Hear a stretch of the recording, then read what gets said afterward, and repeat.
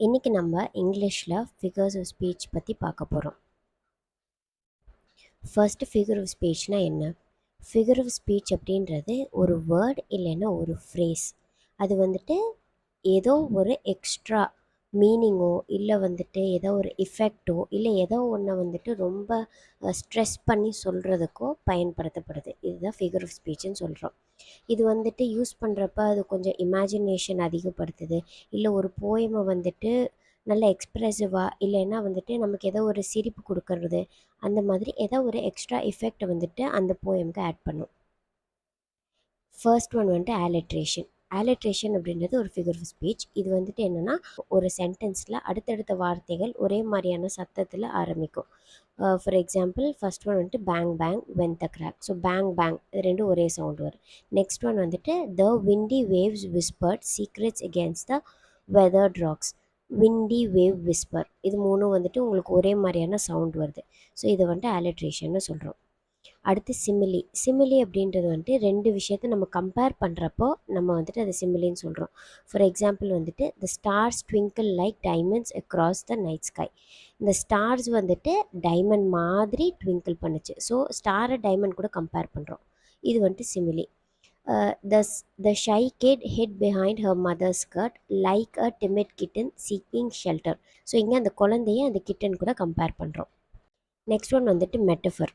மெட்டஃபருக்கும் சிமிலிக்கும் இருக்கிற டிஃப்ரென்ஸ் என்னென்னா, சிமிலியில் டைமண்ட் மாதிரி இருக்கிற ஸ்டார்ஸ் அப்படின்னு டைமண்ட் மாதிரி ஸ்டார்ஸ் அப்படின்னு நம்ம சொல்கிறோம். ஆனால் இதே வந்துட்டு டைமண்ட் தான் ஸ்டார், ஸ்டாரு தான் டைமண்ட் அப்படின்னு நம்ம சொன்னோன்னா அது மெட்டஃபர். நம்ம வந்துட்டு தமிழில் உவமை உருவகம்னு சொல்லுவோம்ல, அந்த மாதிரி உவமை அப்படின்றது வந்துட்டு சிமிலின்னு எடுத்துக்கலாம், உருவகம் வந்துட்டு மெட்டஃபர்னு எடுத்துக்கலாம். ஸோ ஒரு விஷயந்தான் இன்னொன்று அப்படின்னு சொன்னால் அது வந்துட்டு metaphor. For example the city was a pulsating heart, its light twinkling brightly. So city வந்துட்டு ஒரு பல்சேட்டிங் ஹார்ட், அதாவது நம்ம ஹார்ட் வந்துட்டு எப்படி துடிச்சிட்ருக்கோ அந்த மாதிரி அந்த சிட்டி இருந்துச்சு. அதாவது அந்த சிட்டி வந்துட்டு அது மாதிரி இருந்துச்சு அப்படின்னு சொல்லாமல் சிட்டியே அந்த ஹார்ட்டு தான் அப்படின்னு சொல்கிறாங்க. Next time is a thief stealing away moments like grain of sand. இங்கே பார்த்தீங்கன்னா ஸ்டீலிங் அவே லைக்குன்னு சொல்கிறப்ப இங்கே சிமிலி ஆகுது. ஆனால் டைம் இஸ் அ தீஃப்னு சொல்கிறப்ப டைம் தீஃப் மாதிரி அப்படின்னு சொல்லாமல் டைமு தான் தீஃப் அப்படின்னு சொல்கிறோம். ஸோ இங்கே வந்துட்டு அது மெட்டஃபர். நெக்ஸ்ட் வந்துட்டு ரெப்படிட்டிவ். ரெப்பிட்டேட்டிவ் அப்படின்னா வந்துட்டு ஒரே வார்த்தை இல்லைன்னா ஒரே சென்டென்ஸ் வந்துட்டு உங்களுக்கு ரெப்பிட்டேட்டிவாக 2-3 தடவை அதை சொல்கிறப்ப அது வந்துட்டு ரெப்படேட்டிவ்னு சொல்கிறோம். For example stick together family stick together. எதுக்குன்னா இந்த ஸ்டிக் டுகெதர் அப்படின்ற ஃப்ரேஸ் வந்துட்டு 2 தடவை ரிப்பீட் பண்ணியிருக்காங்க.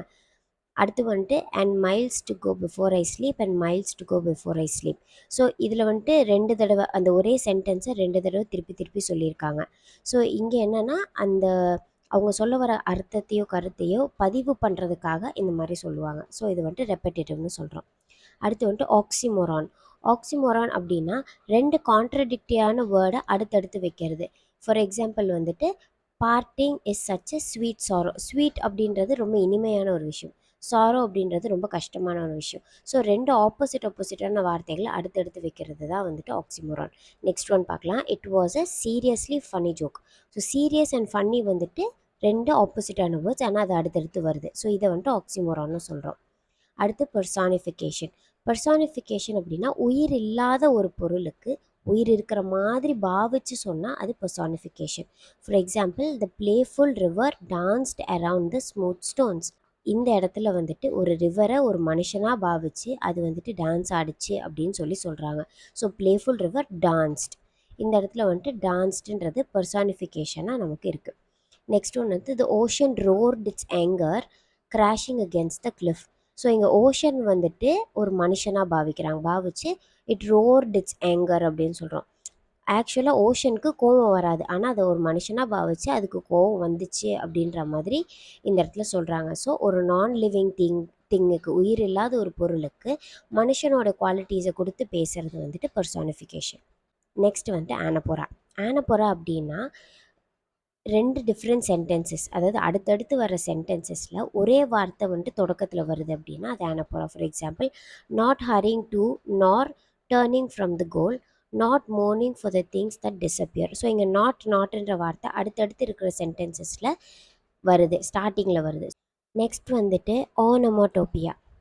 ஆனோமோட்டோபியா அப்படின்னா வந்துட்டு இப்போ ஒரு சத்தத்தை வந்துட்டு நம்ம டிஸ்கிரைப் பண்ணுறோம். அதாவது அந்த சத்தம் எப்படி இருக்கோ அதை அப்படியே டிஸ்கிரைப் பண்ணுறோம். அதுதான் வந்துட்டு ஓனோமாட்டோபியா. ஃபார் எக்ஸாம்பிள் வந்துட்டு the crackling fire popped and hissed அப்படின்னு சொல்கிறது. அது வந்துட்டு நீங்கள் ஒரு தீ வந்துட்டு பற்ற வைக்கும் போது அது வந்துட்டு பட்டால் பட்டால்னு வெடிக்கும், உஸ்ஸுன்னெலாம் சவுண்ட் வரும். ஸோ அதை வந்துட்டு அப்படியே பாப்ட் அண்ட் ஹிஸ்ட் அப்படின்னு சொல்லி டிஸ்கிரைப் பண்ணுறாங்க. இங்கே வந்துட்டு the rain rattled against the window drumming a soothing lullaby. இப்போ வந்துட்டு நீங்கள் நைட்டு தூங்கிட்டு இருக்கும்போது மழை பெய்யுதுன்னு வச்சுக்கோங்க, அது வந்துட்டு அந்த ஜன்னலில் தட்டுறப்போ உங்களுக்கு வந்துட்டு ட்ரம்ஸ் வாசிக்கிற மாதிரி கேட்கும். ஸோ அந்த மழை வந்துட்டு எப்படி சத்தம் போடுதோ அதை வந்துட்டு அப்படியே வர்ணிச்சு சொல்கிறாங்க. இது வந்துட்டு ஓனோமாட்டோபியா அப்படின்னு நம்ம சொல்கிறோம். அடுத்த ஒன் வந்துட்டு இமேஜினரி. இமேஜினரி அப்படின்னா வந்துட்டு ஒரு விஷயத்த சொல்கிறப்ப நீங்கள் கண்ணை மூடினீங்கன்னா அது அப்படியே கற்பனையாக ஒரு பிக்சராக உங்கள் கண்ணு முன்னாடி வரும். அந்த மாதிரி கற்பனையாக ஒரு பிக்சராக கொண்டு வரதுக்கு நம்ம யூஸ் பண்ணுற வார்த்தைகளை தான் வந்துட்டு இமேஜினரி கடியில் சொல்லலாம். For example the sun drenched meadows hummed with லைஃப்னு சொல்கிறேன். இதில் வந்துட்டு சன் ட்ரென்ச்ட் மெடோஸ், ட்ரென்ச்னா வந்துட்டு தொப்புறன்னு நனையிறது. ஆனால் மெடோஸ் அப்படின்னா வந்துட்டு புல்தரை. ஸோ காலையில் பார்த்தீங்கன்னா வந்துட்டு புல்தரையில் வந்துட்டு சின்ன சின்ன ட்ராப்லெட்ஸ் ஆஃப் டியூலாம் இருக்கும், சின்ன சின்ன பனித்துளிகள்லாம் இருக்கும். அது மேலே வந்துட்டு சன்னோட வெளிச்சம் அடிக்கிறப்ப நீங்கள் கண்ணை மூடி பார்த்தீங்கன்னா அது அப்படியே ஒரு பிக்சராக உங்கள் கண்ணு முன்னாடி வரும். அடுத்தது ஒன்று வந்துட்டு the icy wind whistle through the barren tree sending shivers down my spine. இதில் என்ன சொல்கிறாங்க அப்படின்னா வந்துட்டு ஒரு மரம்லாம் இருக்குது, அந்த மரத்துக்கு நடுவில் வந்துட்டு சில்லுன்னு காற்றடிக்கிறது வந்துட்டு நம்மளோட முதுகு எலும்பில் வந்துட்டு ஒரு குளிர்ச்சியை கொண்டு வருது. ஸோ இந்த ஒரு சென்டென்ஸ் வந்துட்டு வாசிக்கும் போதே வந்துட்டு அந்த ஃபீலிங்கை வந்துட்டு உங்களுக்கு கொடுக்குது. ஸோ இந்த மாதிரியானதை வந்துட்டு இமேஜினரின்னு சொல்கிறாங்க. லாஸ்ட் ஒன், உங்களுடைய ஆன்சர்ஸை வந்துட்டு கமெண்ட் செக்ஷனில் போடுங்க. இந்த வீடியோ உங்களுக்கு பிடிச்சிருந்தா மறக்காமல் லைக் பண்ணுங்கள், ஷேர் பண்ணுங்கள். உங்களுடைய ஆன்சர்ஸை கமெண்ட் செக்ஷன்லேயும் போடுங்க. தேங்க்யூ.